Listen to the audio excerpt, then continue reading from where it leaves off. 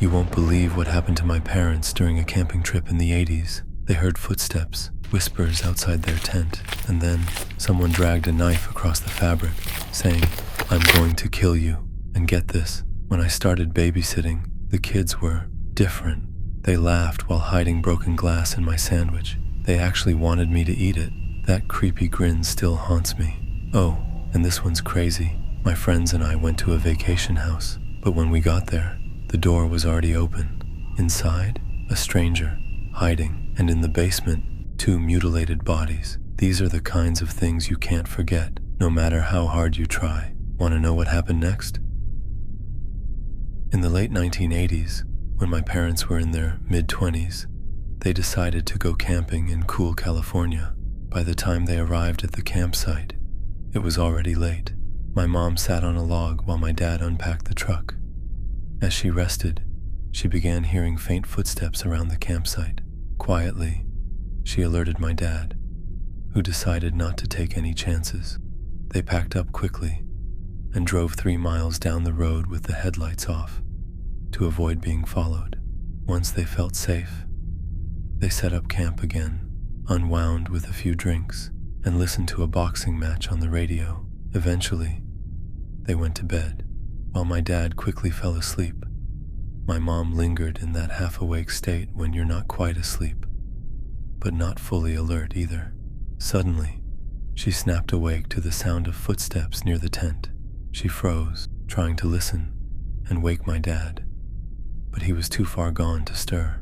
Then, cutting through the stillness of the night, a chilling voice whispered, "Here I am. I'm going to kill you." The words were accompanied by the sound of a blade being dragged across the tent's fabric. Panic seized her as the figure outside continued pacing, scraping the knife against the tent. Unable to move or scream at first, she finally found her voice and shouted, "Jim, grab the shotgun and kill that!" Her bluff worked. Footsteps retreated quickly, and the man fled into the woods. While they didn't actually have a shotgun, her quick thinking likely saved their lives. My dad woke up, chased after the intruder, but the man had disappeared into the night. When they returned to their truck, they discovered all the tires had been slashed. Stranded in the middle of nowhere with no way to drive out, they tried everything, even using a small inflator meant for rafts, though it didn't work. After a tense hour, a patrolling ranger arrived and escorted them back to town to get their tires fixed. The ranger revealed a chilling detail. He was on the lookout for suspicious activity due to a string of recent murders in the area. My parents narrowly escaped becoming the next victims. At 13, I started babysitting to earn some extra cash. One night, I was hired to watch 2 kids, a girl of 9 and a boy of 7. Their parents were polite but strict, leaving a detailed schedule and joking about punishing any boys who might visit. I found their humor odd, but I brushed it off. As soon as the parents left, the little girl started singing in a creepy, high-pitched voice, "We're all alone now."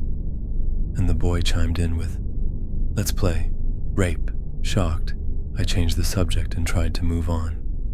They quickly became a handful. I wouldn't let them watch South Park, as it didn't seem age-appropriate.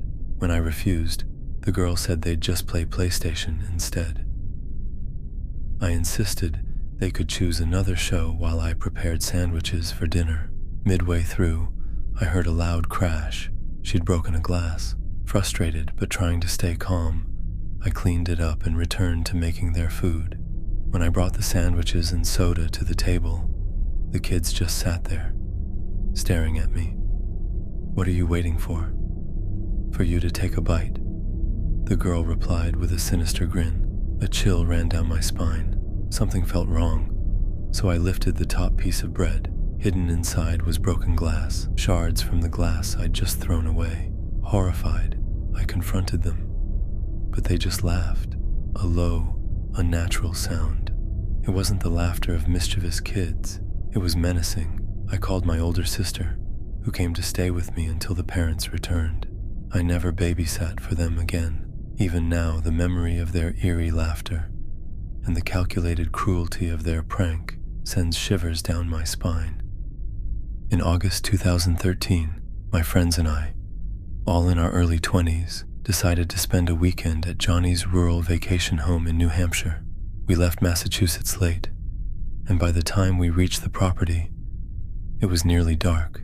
As we pulled up the dirt driveway, Johnny suddenly hit the brakes and shouted, "Oh my God!" We all looked and saw the front door wide open. A flashlight beam flickered inside the house.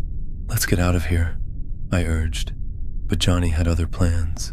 He floored the gas, parked close to the house, and honked the horn for a solid 10 seconds. The flashlight disappeared, and everything went dark.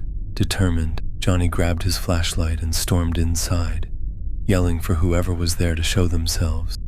We split into groups. Johnny and Maddie checked the basement, while the rest of us searched the main floor. While I was checking a bedroom, the closet door suddenly slid open, and a man lunged at me, locking me in a hold. I yelled for help, and my friends came to my rescue. The man broke free and bolted into the surrounding woods.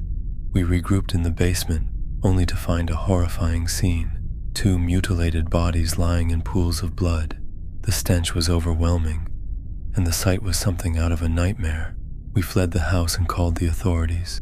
The sheriff's department arrived, cordoned off the area, and began their investigation. The victims were later identified as local barbers, but the motive and identity of their killer remain a mystery to this day. Though years have passed, that trip left a permanent scar on all of us. We still don't talk about it much. It's a story none of us are eager to relive.